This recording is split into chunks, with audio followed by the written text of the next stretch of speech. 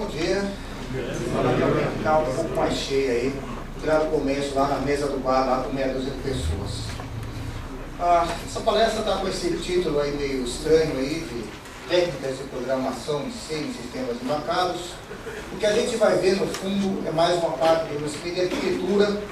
Como é que você monta um programa em C, principalmente, para rodar num sistema embarcado.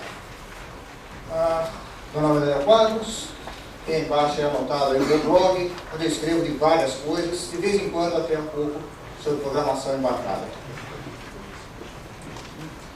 A minha vida profissional resumida em um slide.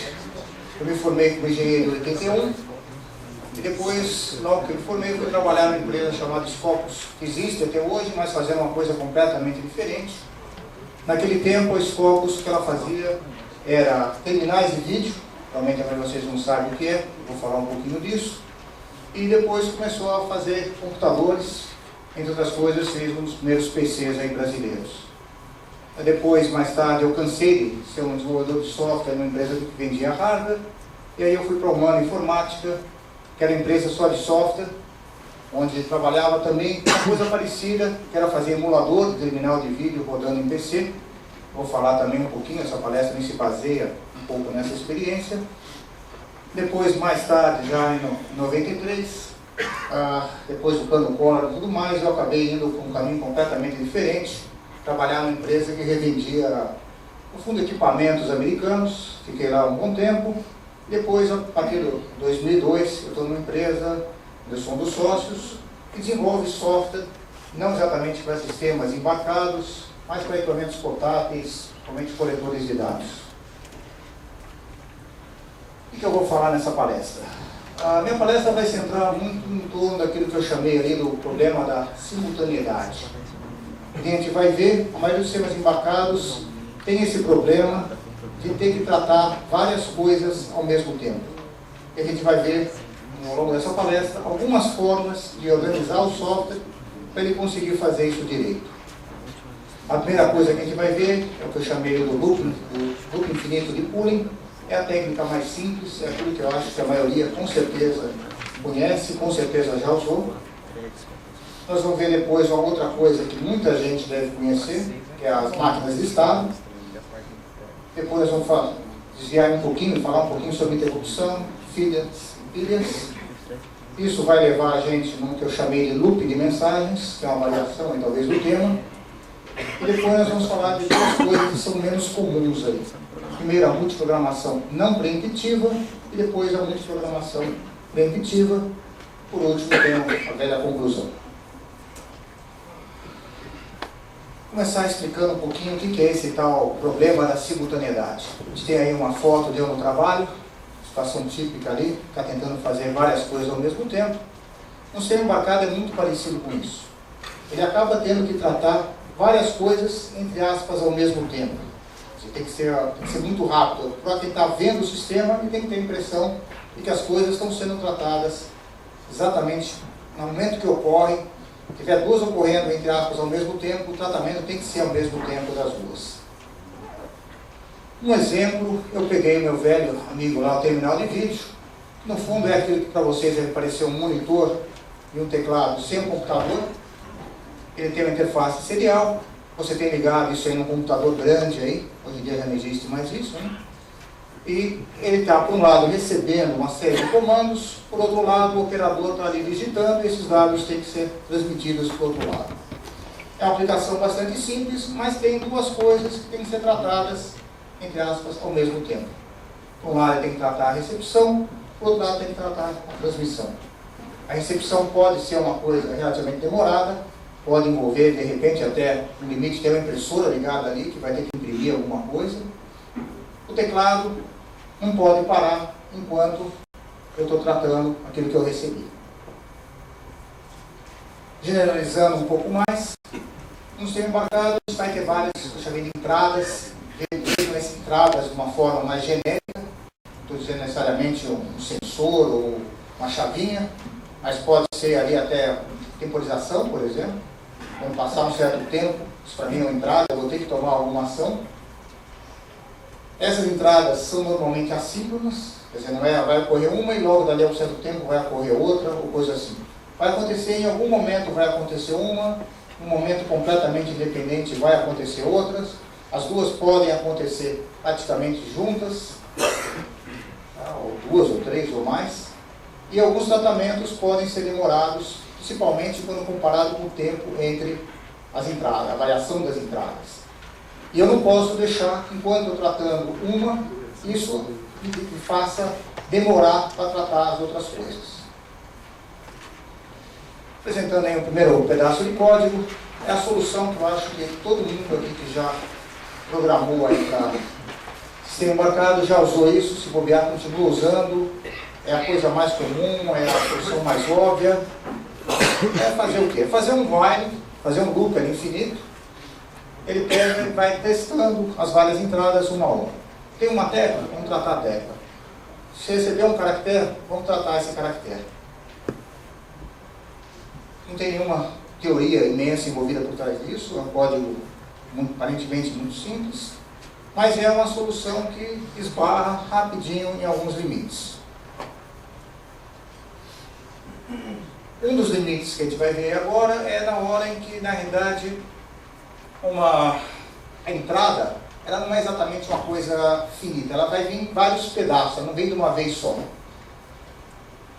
E, por exemplo, eu peguei ali o comando de terminal de vídeo. Está vindo pela serial, veio um A, eu vou escrever o A.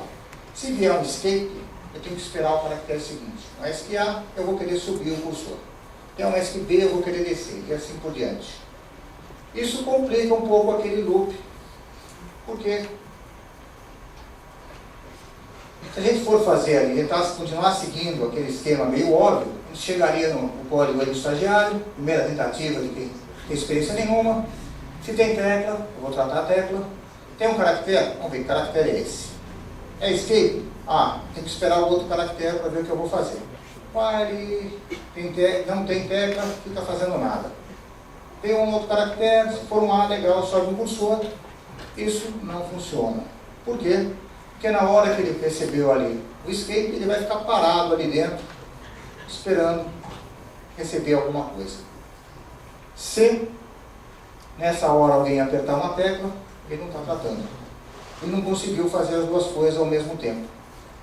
Na hora que ele recebeu o escape, ele esquece do teclado e está lá só tratando o tempo todo a recepção. Então a gente precisa fazer alguma coisa mais complicada para conseguir suportar isso. E a solução que a gente acaba usando são as máquinas de estado. A máquina de estado é uma técnica aí muito usada para várias coisas, não somente para isso. É algo que as pessoas, depois que a gente aprende isso, todo mundo adora, começa a usar até onde não deve. Eu tinha um amigo que todo o programa dele era máquina de estados. Nem fosse um programa que fazia A, depois B, depois C, ele tinha 3 estados, ficava lá rodando, no primeiro faz o A, roda de novo, faz o B, roda de novo, faz o C. O esquema básico aí de como é que funciona a máquina de estado é aquele desenhinho mais ou menos do lado. Seu programa tem vários estados, várias situações em que ele está. À medida que vão vindo as entradas, eu vou pegar, em função do estado que eu estou, em função do que eu recebi, essa entrada, eu vou, por um lado, executar uma ação, e por outro lado, eu vou passar para um outro estado. Então, por exemplo, a gente tem ali o que eu chamei de estado normal. Se eu recebo um A, eu vou imprimir um A, continuo no estado normal, estou todo feliz. Chegou o escape, eu vou passar para um estado diferente. O estado recebi escape. Nesse estado recebi escape, se eu receber um A, eu vou mexer o cursor e vou voltar para o estado normal. Então essa é uma maquininha de estados assim, bem simplinha. Na realidade, aplicações práticas, normalmente a gente tem máquinas de estados bem mais complexas, com muito mais estados, muito mais transições, muito mais ações. Implementação óbvia de como fazer máquina de estado. Eu declarei ali em C, uma variável ali chamada estado, que vai guardar o estado. Eu poderia botar ali 0, 1, etc. Ao invés disso, eu usei o enum para já deixar uma coisa um pouquinho mais legível. Esse estado começa no normal, e aí eu caio naquele meu loop infinito de pooling, mas só que na hora que eu recebo um caractere, eu levo em conta o estado. Eu pego e vejo qual estado que eu estou. Estou no estado normal? Então vamos testar. Veio o escape? Se veio o escape, eu vou mudar para o estado de receber escape. Se não, eu vou mostrar o caractere, tá? E assim por diante. Então eu fico com o meu looping, continua aquele mesmo looping infinito, porém, na hora que eu vou tratar as coisas, eu começo a levar em conta esse meu estado, usando essa minha maquininha de estado. Nesse meu exemplo ali, eu botei uma única máquina de estado. Na realidade, programas muitas vezes tem vários. O meu teclado poderia também precisar de vários estados. Eu começo a inventar, se o cara apertar a tecla Func, eu não faço nada, espero ele digitar a próxima tecla para ver o que eu vou fazer. E naquela implementaçãozinha eu usei o if. Fazer com if é uma coisa que funciona bem quando eu tenho ali poucos estados e poucas entradas, meu código ali não fica muito comprido.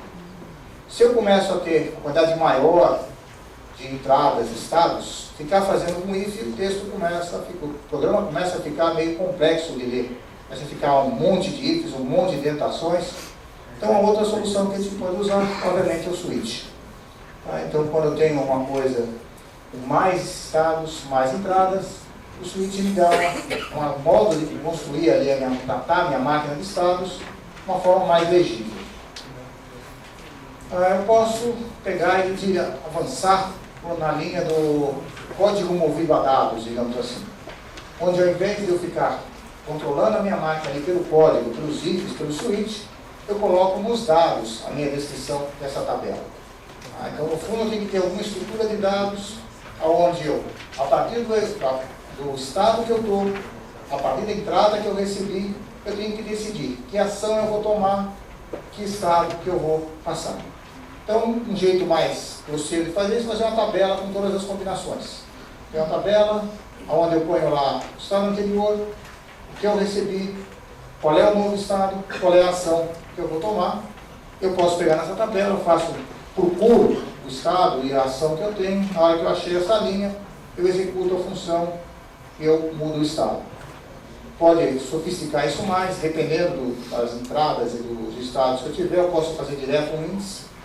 Então, sei lá, o meu estado, por exemplo, é um número de 0 a 3, as minhas entradas, são possíveis, sei lá, 4 entradas, então eu pego a minha entrada, multiplico pelo número de estados, somo com o estado atual, para fazer um índice para acessar a tabela, ou coisas assim.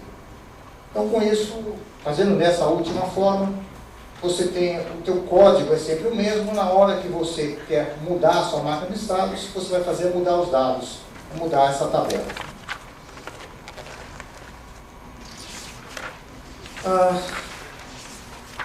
Mesmo eu fazendo tudo isso, tem horas que ainda vai demorar um certo tempo. Eu tratar uma entrada e pode estar vindo uma outra entrada nesse meio tempo, e isso pode ser um tempo muito pequeno. No caso lá da serial, por exemplo, tem o terminal lá de vídeo, não era nem no processador que estava, era fora, você tinha lá o archer fora dele, que ela era capaz de guardar 2 caracteres. O que ela já tinha recebido e o que ela estava recebendo. Acabou de receber um caractere, ela escrevia direto em cima do último que ela tinha recebido. Se você não tratou ele, você perdeu. Então a primeira coisa que todo mundo lá que ia programar terminal de vídeo aprendia era essa continha aí de baixo. Você está comunicando a 9600 bps, a cada 1 milissegundo vai chegar um caractere. Se você demorar mais que 1 milissegundo para tratar o caractere, você perdeu um. Se o outro lado estiver mandando direto, que era bastante comum. Então, você tem um problema. Você precisa tratar rápido esse caractere. Um jeito de fazer isso é usando a interrupção. Acho que todo mundo conhece a interrupção. A interrupção vai arrancar o teu programa aí do fluxo normal e momentaneamente passar ele lá a executar uma outra rotina. Isso, por um lado, é uma coisa imediata, que ele vai parar o que estava fazendo, tratar aquele caractere naquela hora, mas não pode ser um tratamento demorado, porque senão eu estrago o processamento normal. Então, o que a gente acaba sempre fazendo quando usa interrupção, é na hora que recebeu alguma coisa, você vai registrar isso em algum lugar e você vai tratar isso com uma certa calma lá dentro do seu loop principal. Onde é que eu vou guardar? Tipicamente eu vou usar uma fila.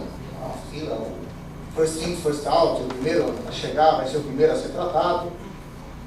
E eu vou colocando na interrupção, eu pego aquela entrada, guardo ela, coloco ela lá no fim da fila, enquanto isso, lá no meu loop principal, eu estou lá sempre pegando o primeiro da fila e vou tratando ele. Tipicamente a gente usa o que a gente chama de uma fila circular, eu tenho uma faixa de memória, onde eu vou avançando o ponteiro, quando ele bate no fim, ele volta para o começo, vai dando a volta. Um detalhe com relação à fila, quer dizer, a fila ela serve para a gente acomodar algumas diferenças de velocidade, mas tem que ser diferenças temporais. Não adianta nada, se eu, na média, eu não consigo tratar um caractere a cada 1 milissegundo, e o outro lado estiver mandando a cada 1 milissegundo, a minha fila, a hora que eu faça, alguma hora ela vai estourar. Na média, eu tenho que conseguir tratar todo mundo num tempo razoável, senão a fila não vai resolver isso. Tem a prima aí da fila, que é a pilha, é ao contrário, né? Last in, first out. O último que entrou vai ser o primeiro a sair. É uma coisa que pode ser usada, não é muito comum, mas você pode usar para, por exemplo, salvar uma tarefa temporariamente enquanto eu trato uma mais prioritária. Estou fazendo uma certa coisa, precisei parar, opa, guarda isso, faz a outra, quando acabar a outra, você tira o topo ali da pilha e você vai fazer a tarefa que você tinha parado. Por for interrupção, nada mais é do que esse esquema, né? Você está fazendo uma certa coisa, você é interrompido, ele vai salvar onde é que ele estava executando na pilha, vai tratar a outra interrupção, no final a outra interrupção vai puxar lá, tirar tudo da pilha e vai prosseguir. Todas aquelas técnicas que eu falei até agora, eu posso estar usando uma fila ou uma pilha, né, para guardar as coisas. Então, naqueles meus exemplos todos que eu mostrei lá atrás, toda hora tinha aquelas minhas rotinas, tem tecla e tem RX. Na realidade, nada força aquilo a ser feito direto em cima do rabo. Eu podia estar usando uma pilha ali atrás, todos aqueles meus exemplos continuam válidos. Desde que você tem várias entradas, você começa a ter uma fila para cada uma dessas entradas. Eu tenho o desenho aí de baixo, você tem o teclado, você tem a fila do teclado, você tem a serial, você tem a fila do serial. Se eu tivesse lá mais alguma outra entrada, eu teria a fila dela e assim por diante. O que leva a gente na técnica seguinte, que ao invés de eu ter um monte de filas separadas, eu resolvi botar todo mundo numa fila única, onde eu pego aquela minha entrada e eu crio em cima dela, que eu chamei ali de uma mensagem, poderia chamar também de evento, onde nessa mensagem ou evento eu tenho um tipo, por exemplo, é uma tecla, ou é um caractere recebido, e eu tenho o dado, por exemplo, o caractere que foi recebido, ou o caractere ali que foi teclado. Com isso eu faço a espécie de uma teoria geral aí do tratamento de filas, em vez de ter várias filas, tem uma fila só, e onde as várias coisas vão colocando lá na fila, eu vou tirando um a um e vou tratando. Aí a gente chega aí no nome mais bonito, aí, um loop de mensagens, que no fundo não muda muito daquilo que a gente viu antes. Eu continua sendo um loop infinito, eu continuo ali testando se aconteceu alguma coisa, tem alguma mensagem ali na minha fila de mensagens. Se tem, eu vou tratar conforme o tipo dela. Se for um caractere recebido, eu vou tratar a recepção. Se for um caractere que foi teclado, eu vou tratar o teclado. E dentro de cada um desses pedaços, eu vou continuar lá dentro usando máquina de estados e tudo mais. Ok. Pequena pausa antes de prosseguir. O que a gente viu até agora, eu diria que são as técnicas básicas. Acredito que todo mundo aqui que trabalha no dia a dia provavelmente usa essas coisas. Tá? Que usa no dia a dia a programação vai ser embarcada, deve usar essas coisas. O tempo lá no meu Desktop eu nunca usei nada muito além disso.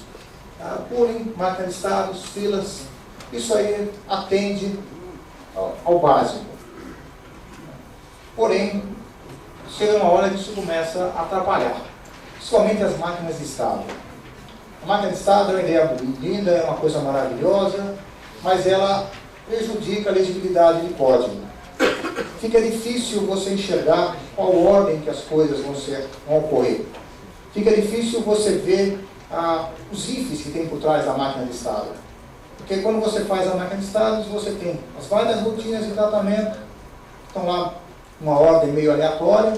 Quem decide a ordem em que essas rotinas vão ser chamadas é a sua máquina de estado, que está lá organizada com os ifs, switches ou coisas do vale. Então aquele código que na hora que a gente for executar vai estar sequencial, no seu fonte não está sequencial, fica difícil você enxergar. Quando eu saí da Scopus e fui lá para a Humana fazia emulador terminal. No fundo era fazendo a mesma coisa, só que rodando num micro. E aí eu fiquei surpreso e descobri que a Humana tinha uma grande arma secreta para fazer isso, que era a multiprogramação não preemptiva. O que é a multiprogramação não preemptiva? O programa ele vai ser dividido em tarefas, que vão ser executadas independentemente, entre aspas, em paralelo. Então eu vou ter uma tarefa minha que trata o teclado, vou ter uma tarefa que trata a serial. Esse fala que é não preemptivo, porque cada tarefa vai rodar até o momento que ela explicitamente passar o controle para outra. Ela nunca vai parar, a não ser nos pontos em que ela falar, quero parar, quero que outra tarefa rode. Uma consequência disso é que as tarefas têm que ser bem comportadas. Se uma tarefa demorar muito para passar o controle para outra, estragou toda a aparência de simultaneidade, toda a aparência de paralelo.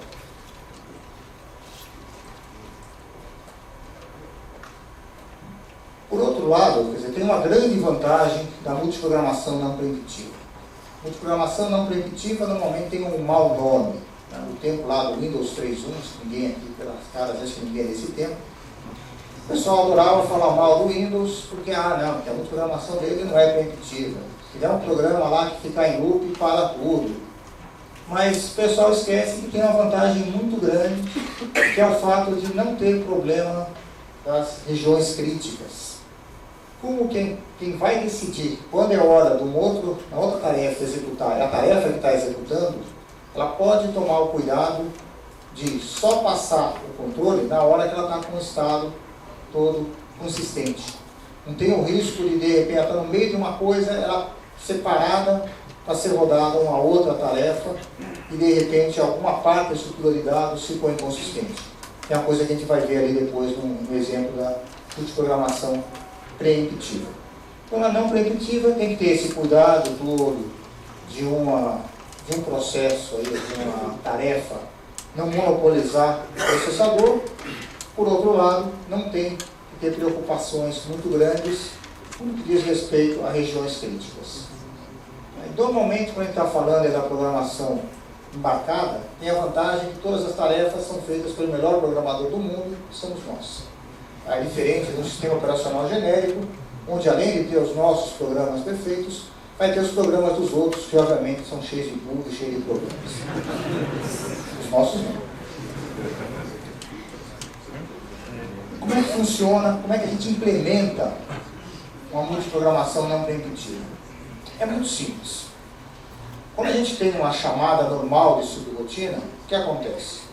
No começo da rotina, é salvo, digamos assim, o estado do processador.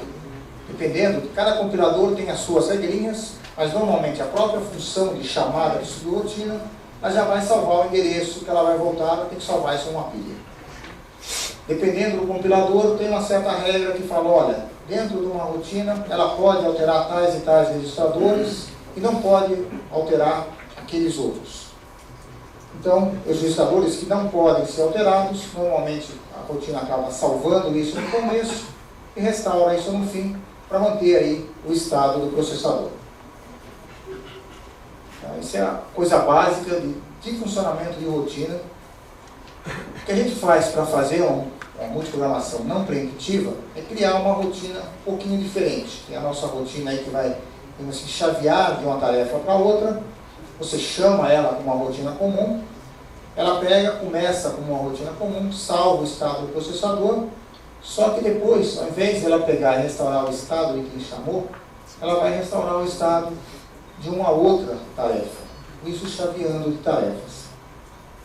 Tem aqui uma figurinha tentando explicar isso, não sei se vai ficar muito claro. A gente tem lá o que eu chamei ali do processo A. O processo A vem rodando ali alegremente, todo feliz, aí tem a certa hora ele fala, acho que está na hora de deixar alguém mais rodar.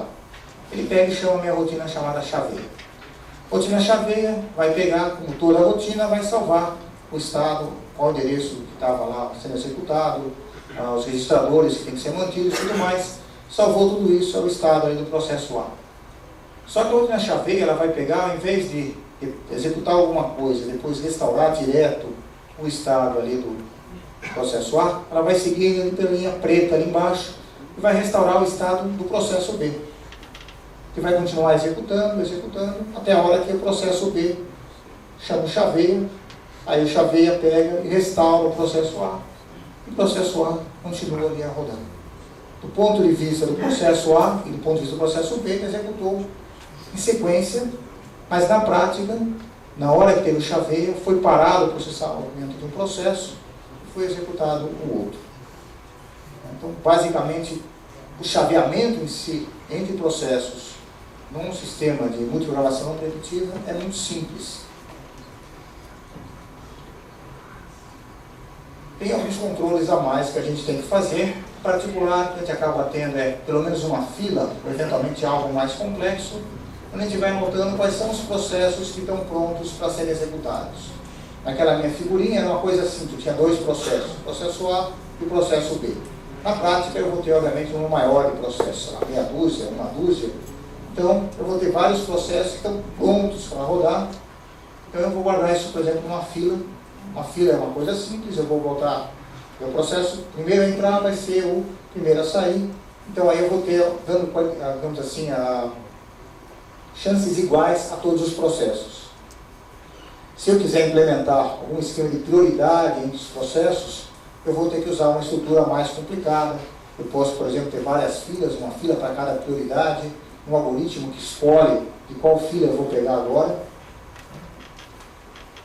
A segunda coisa que eu preciso para implementar um sistema de multiprogramação não primitiva é criar algumas rotinas aí que eu chamei de primitivas. A primeira delas é essa rotina chaveio, que basicamente ela vai pegar e vai passar para o processo seguinte. Como é que ela vai fazer isso? Ela vai pegar, vai jogar o processo atual, o estado dele lá na fila de processos prontos, e vai pegar o primeiro lá da fila, restaurar o estado dele e retomar a execução dele.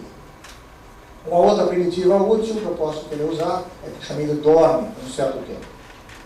Ela é parecida com a outra, ela vai passar para o processo seguinte, só que ela não vai jogar o processo atual direto na fila de prontos.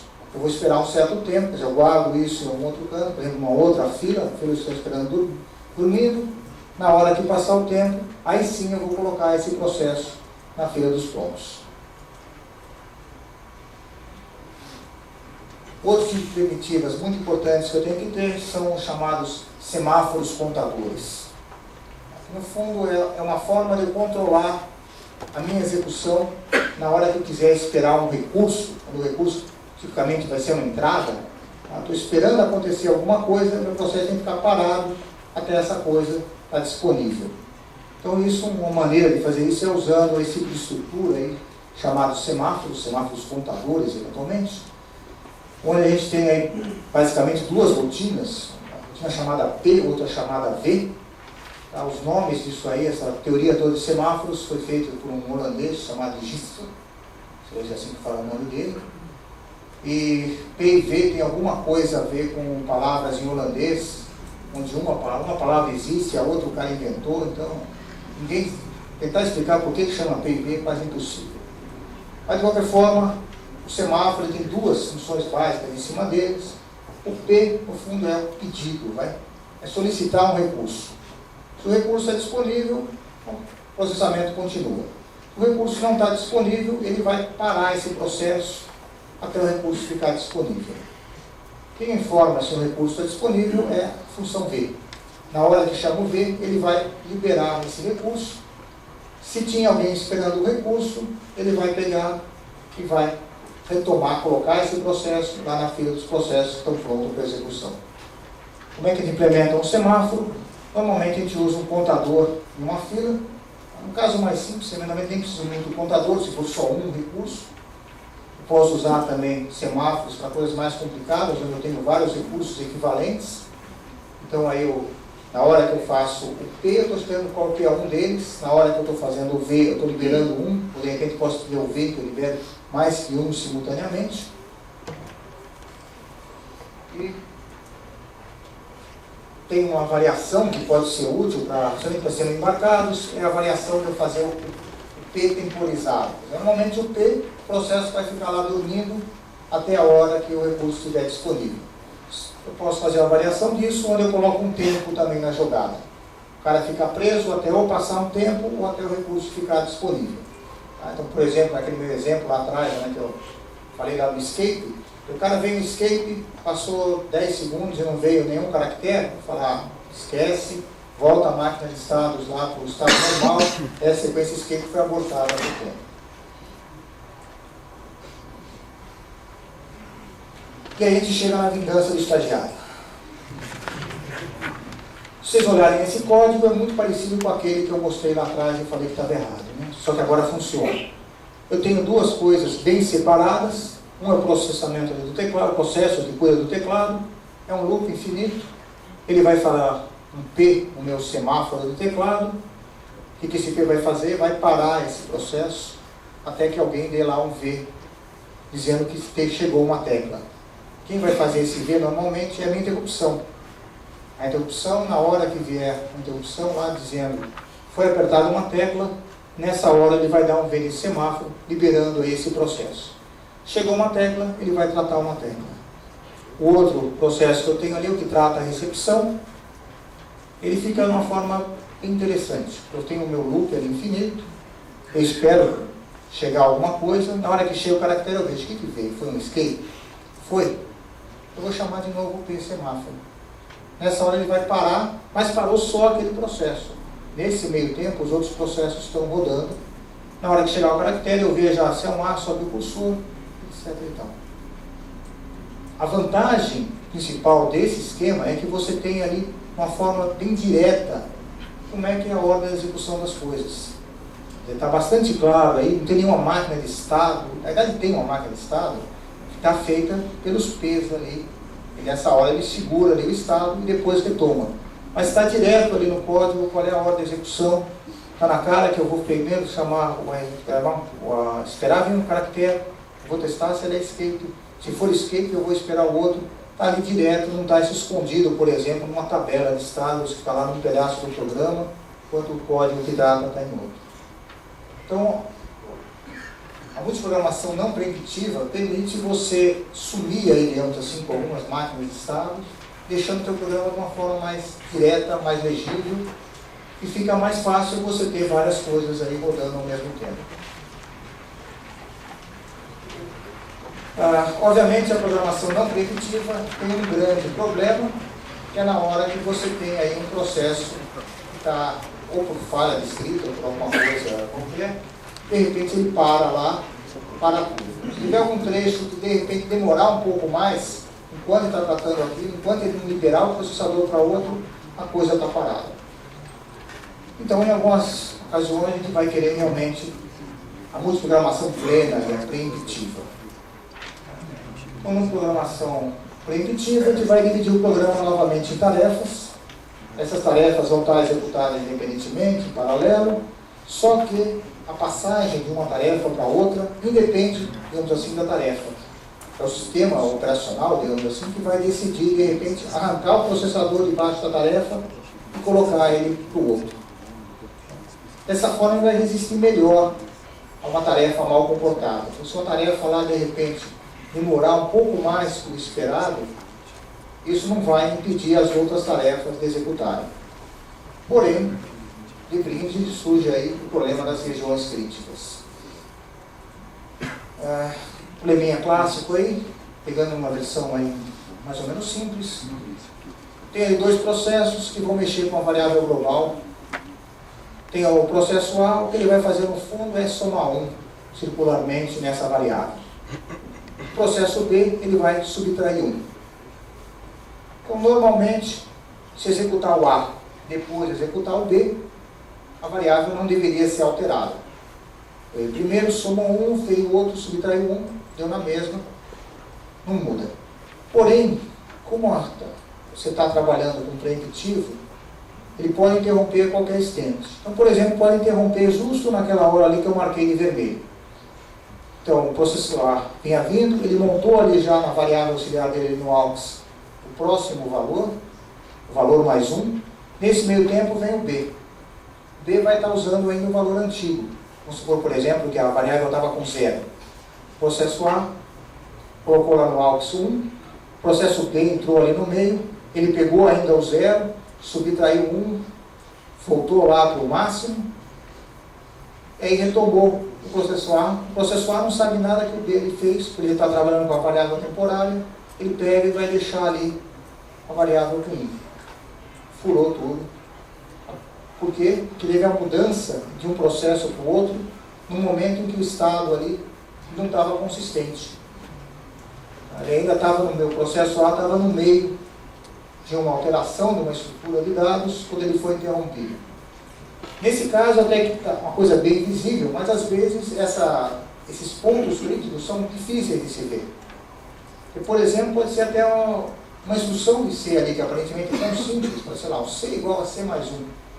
Dependendo do código que ele gerar, pode ter o problema de, na hora de eu interromper ali no meio da execução, um outro cara for mexer também nessa mesma variável C, a coisa dá errado. Então, quando a gente está falando em programação preemptiva, você tem que ter uma série de estruturas mais complexas para poder segurar. No fundo, você vai ter que impedir durante um certo tempo aí de mudar de processo. Ó, nesse pedacinho eu tenho que proteger, tem uma região crítica, não pode ter mudança de processo aqui no meio desse trecho. E é uma coisa, começa a ficar mais complicada. Você, na hora que você começa a ter que se precaver de regiões críticas, você começa a ter que ver aonde eu vou defender, tem que tomar cuidado para não criar deadlocks. De repente, um deles espera o A e o B, o outro espera o B e o A, e você não fez a coisa direito, fica um esperando o outro esperando um, todo mundo para. Implementar uma multiprogramação preemptiva é uma coisa bem mais complexa. Por quê? Porque a gente vai fazer, o contexto que eu tenho que salvar é bem maior, e eu vou ter que chavear, por exemplo, o tempo de interrupção. Ela está lá rodando sem saber de nada, eu vou ter que tirar do processador e botar uma outra tarefa no lugar. Mais ou menos como você tem a mesa ali, cheia de prato, de copos, você vai lá, puxa a toalha, os copos não caem, e depois você joga a toalha de volta e os copos ficam lá.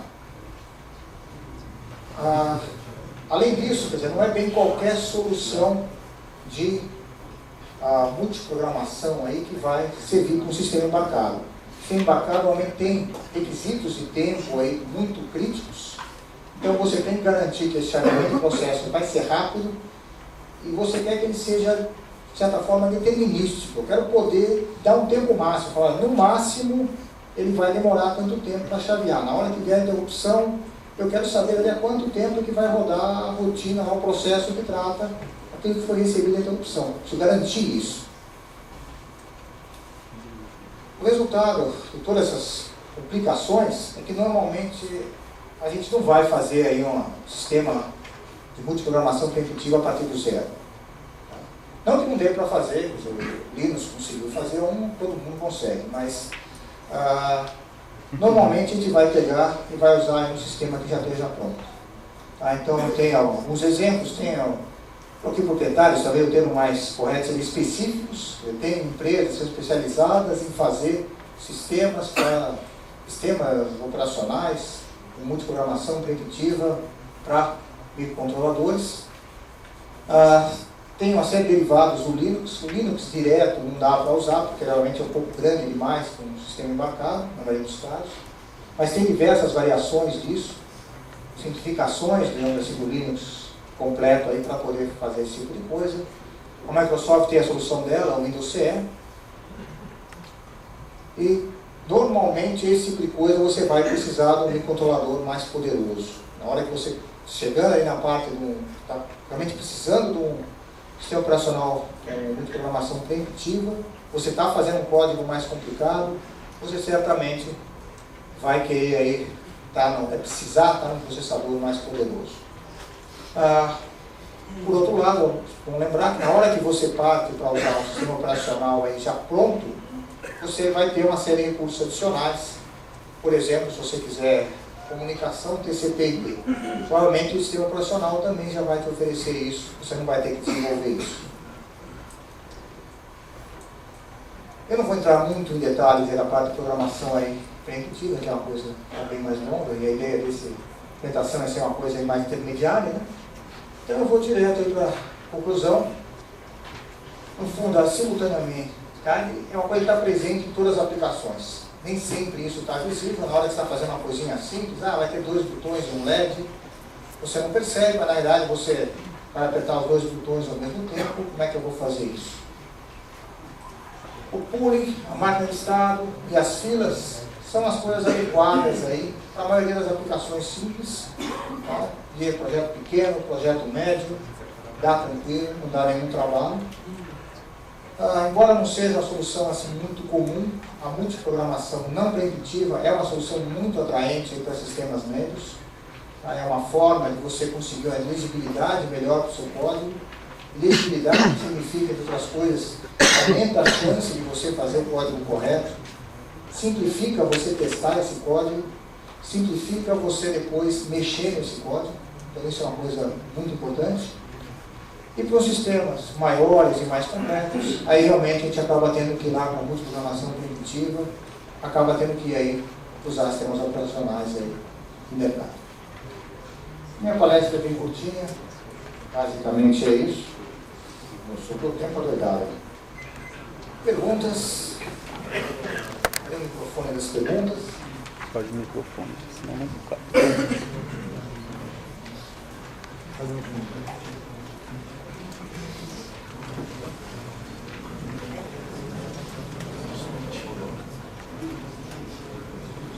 Foi muito rápido, cara. Pegou desprevenido ali.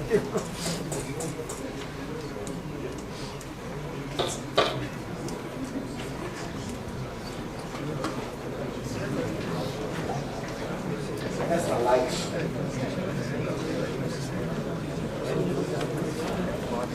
Temos um microfone.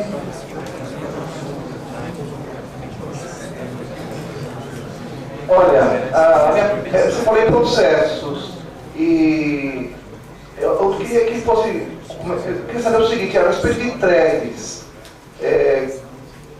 Os threads também entram nesse conceito de processos e se eles são preemptivos ou não preemptivos? Vamos lá. A diferença entre processo e threads é uma diferença mais assim, vaga, é uma coisa mais para sistemas maiores. E quando você pega aí um sistema grande, normalmente a diferença que você tem entre o processo e o thread diz respeito a quanto que você chaveia. Tá? Diz respeito principalmente à questão do acesso da área de dados. E aí você está falando de um sistema maior, onde você tem proteção de memória, e normalmente de um processo para o outro você tem as áreas de memória, o mapeamento de memória virtual, aí ser separado de um para o outro. Tá? No thread já não. No thread normalmente são coisas mais leves que estão rodando dentro do mesmo processo e que estariam, portanto, todas com o mesmo mapa de endereçamento, com a mesma área de endereçamento. Tá? No caso, quando a gente está falando aqui de microcontrolador, normalmente a gente não está usando nenhuma coisa de gerenciamento de memória mais sofisticada. Então, no fundo, esses processos ou tarefas que eu falei seriam mais equivalentes aos threads dos sistemas. Porque você vai ter um chaveamento bem leve aí no meio. Você vai estar todo mundo podendo acessar toda a memória, tá? Você não vai ter nenhuma proteção de memória aí no meio. Você normalmente não tem coisas mais complexas para chavear aí no meio. Tá? Essa distinção entre processos e threads é uma coisa que acontece quando você pega um sistema maior. Você pega, por exemplo, na hora que você chega aí no fim, no Linux, por exemplo, ou no Windows CE, aí realmente você tem esse conceito de ter um cara mais pesado, assim, um processo, que esse cara tem um certo mapa de memória, esse cara tem arquivos, tem uma série de coisas, que só quem pode acessar são os threads que estão ali dentro. E você tem essas duas classes, dois tipos, digamos assim, de execução, o cara mais leve e o cara mais pesado. Nessa maioria das coisas que eu falei na palestra, eu estou me referindo que seria equivalente a threads, que são coisas leves, são coisas que o chaveamento é rápido. Deu para entender? E nesse caso aí, por exemplo, os threads, tipo, a biblioteca de threads, por exemplo, tem o Linux, elas são preemptivas ou não preemptivas? No caso do efeito das chamadinhas, das funções, quando eu chamo de thread, elas fazem esse chaveamento lá dentro, ou pode ser, em qualquer momento, estou rodando código e já houve interrupção? No caso do Linux e do Windows CE, são preemptivos. Tá? Esses sistemas são sistemas preemptivos. Obviamente, isso vai depender de sistema a sistema, tá? Mas no caso do Linux e do no caso do Windows CE, são preemptivos. Quer dizer, realmente ele pode interromper a qualquer instante. Mais alguma pergunta?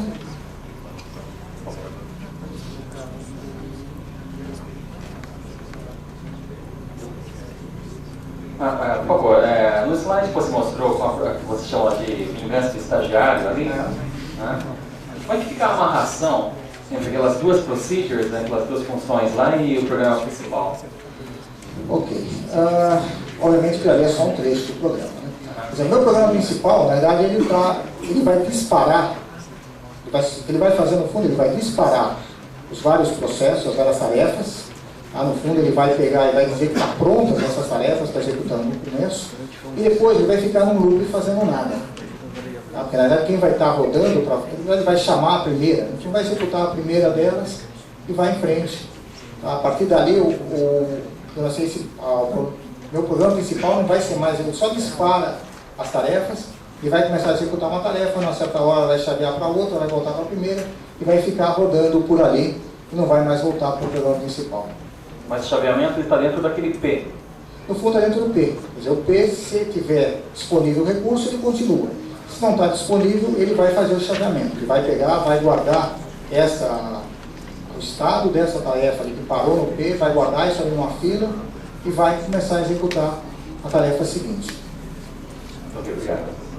Mais alguma?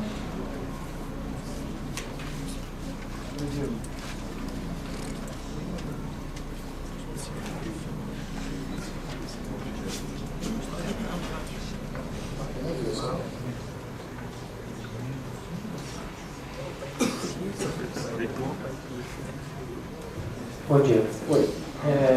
Como você estava tratando da questão de programação não preditiva, você usou vários conceitos que são relacionados com a própria estrutura do sistema operacional, né, que é a questão do semáforo, todas essas questões. Você não considera válido, no momento em que eu vejo que eu preciso de uma estrutura tão grande para manter o sistema rodando, eu realmente considerar a possibilidade de utilizar um sistema operacional embarcado para isso, em vez de ter que reimplementar todas essas estruturas do sistema operacional dentro da minha programação? Válido com certeza é. Quer dizer, agora, o que você tem que ver é se você realmente precisa ter todo o peso de você ter um sistema operacional aí completo. Quer dizer, essa parte só, o PIV, são coisas relativamente simples, ainda está dentro daquilo, digamos assim, do alcance de você fazer uma solução própria. Tá? É algo que você não consegue fazer, manter, chegar num resultado bom. Obviamente, você tem que avaliar direitinho e ver quão complexo é o meu projeto. Será que realmente eu vou precisar só disso aqui ou vou precisar de mais coisas? Mas se quer para atender com aquilo, é algo que você consegue fazer em casa ainda, sem precisar ir para um sistema operacional aí mais sofisticado. Provavelmente o sistema operacional mais sofisticado vai trazer uma série de coisas a mais, vai te custar mais memória, vai te custar processador mais rápido e tudo mais. Só complementando, né, que eu vejo que no momento que eu preciso utilizar uma preempção de processos nesse nível, né, eu acabo realmente tendo um sistema que tem uma complexidade um tanto maior.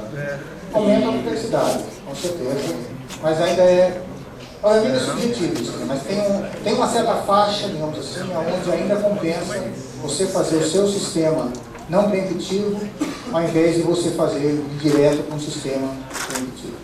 Obrigado. Mais alguma?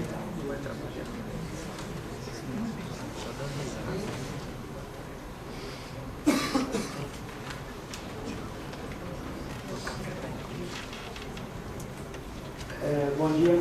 Eu queria saber no sistema preventivo, qual que é o sistema de escalonamento que você propõe assim, que você acha mais viável para ser implementado? Como? Desculpa. Sistema de escalonamento de processos, quando a gente tem vários processos na fila, se tem alguma forma de escalonamento que você acha mais viável para fazer implementação? Vai depender um pouco se você precisa ou não de prioridades. Tem diversos esquemas de você fazer isso. O mais fácil é você ter uma fila e você dá prioridade igual para todo mundo. Isso é o mais simples. Por outro lado, se você tiver alguma coisa que seja mais urgente que outras, você não vai conseguir. Um outro esquema que você poderia ter é realmente você ter 3 filas separadas, uma para cada prioridade. E aí, no fundo, você vai pegar e você vai ter que fazer uma certa, por exemplo, uma lógica, você fala, aquele que tem a prioridade mais alta, esse eu olho a cada hora. A cada 2 vezes eu olho na prioridade média. A cada 4 vezes ou a cada 3 vezes eu vou olhar, não olho nas filas de quantidades iguais.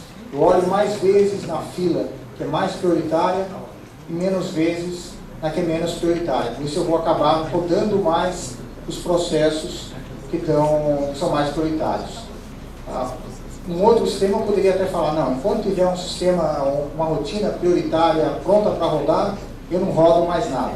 Se bem que aí você corre o risco de ter o processo que morre de fome, né? O processo que nunca instalou nada. Então, normalmente, tem diversas maneiras de você fazer isso, mas o básico é isso. Você quer ter prioridades diferentes, você tem que, com mais frequência, tem que ser mais fácil esse processo, que é mais prioritário, assumir o processador do que os outros. Tem diversas formas de você fazer isso. Mas nessa assim, você acha viável criar um quantum para fazer escalonamento de processo e tal? O quantum, quer dizer, isso entra na hora que você fala do preemptivo. Tá? No não preemptivo, assim, no preemptivo, com certeza você vai ter o quantum. Você vai ter um certo tempo, no preemptivo você tem que tirar ele lá depois de um certo tempo. Não tem muito jeito, você vai ter que retirar ele. Oi? Mesmo na fila, né? Ele dentro de uma fila da prioridade dele, eu daria um quantum para ele para passar. Não, na fila não. Quer dizer, na realidade você daria o quantum aí é para quem está rodando. O cara que está rodando vai rodar no máximo um certo tempo. Se ele não dormir por conta própria, eu vou arrancar ele lá. O preemptivo é justamente isso, é arrancar ele lá do processador e botar outro lá. Ok? Mais alguma?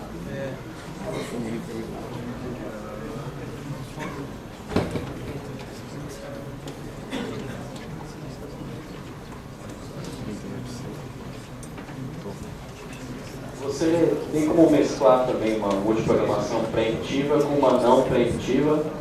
Isso vai depender de acordo com... Não vai funcionar muito bem, quer dizer, porque o básico do preemptivo é justamente ele poder tirar a qualquer hora o processador do processo que está rodando. Então, na hora que você mescla, você acaba... Não faz muito sentido, você tem ali alguém que... Quer dizer, vale para todo mundo, mas não vale para alguns. Fica bem complicado isso, você conseguir ter esses dois tipos de coisa ali misturados. Quer dizer, enquanto roda esse processo, eu não chaveio, só na hora que esse cara liberar, entre os outros eu chaveio, fica uma coisa muito complexa, eu acho, de conseguir gerenciar isso. Não, na verdade seria mais usar o preemptiva com auxílio da não preemptiva. Por exemplo, se um processo está rodando e já terminou, ele não espera a própria interrupção mudar, chavear o processo. Ele já... Isso você sempre tem, quer dizer, mesmo quando você tem a preemptiva, a preemptiva você não faz, ele sempre roda um certo tempo. Você fala, ele roda no máximo um certo tempo. Ele sempre tem a possibilidade de passar o processador adiante. Isso mesmo na preemptiva você sempre tem isso. Tá, ok.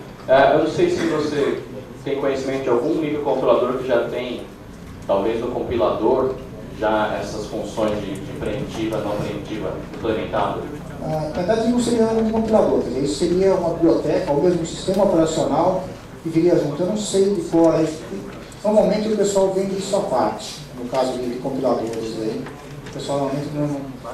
Tem alguns compiladores que até a mesma empresa faz o compilador, faz o sistema operacional, mas são coisas normalmente vendidas à parte. Ok, obrigado. Mais alguma?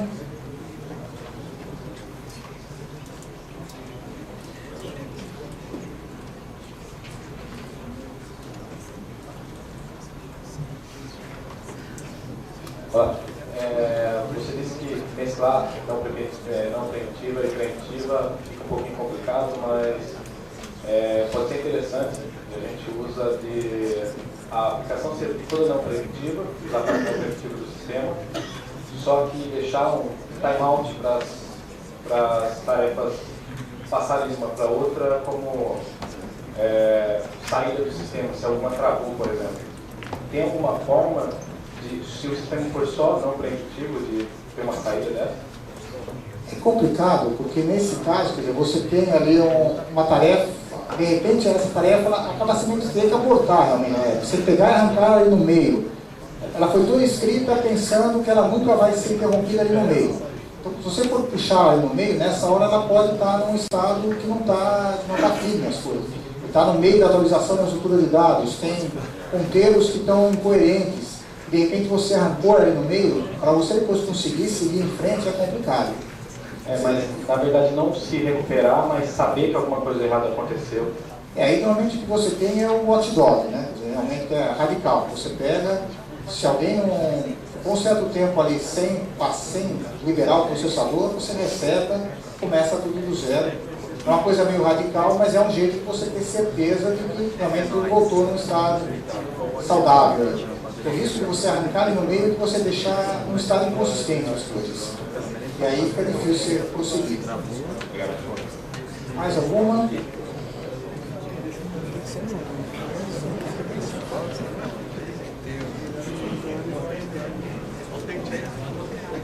Bom dia. E a tecnologia Java nesse contexto de sistemas embarcados? Fala-se muito aqui.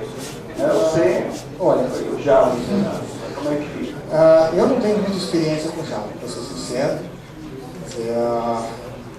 É possível, mas quer dizer, o Java em si, ele pressupõe você ter aí uma VM implantada no processador. Eu diria que existem algumas coisas, mas são provavelmente para sistemas bem mais sofisticados. Você, abaixo do Java completo, tem muita... Existe o padrão lá, o IE, né? Mas existe muita bagunça em torno disso. Mesmo se a gente olhar aí PDAs, a gente vê que tem uma certa dificuldade aí em surgir Java aí nos PDAs, você não encontra, não tem muita...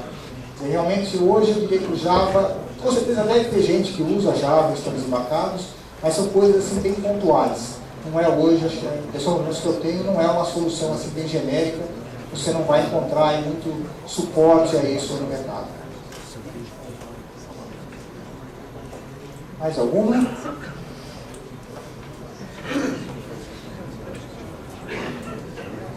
Só sentir o cheiro do café. Bom, ninguém mais tem pergunta. Daniel, agradeço aí a sua palestra.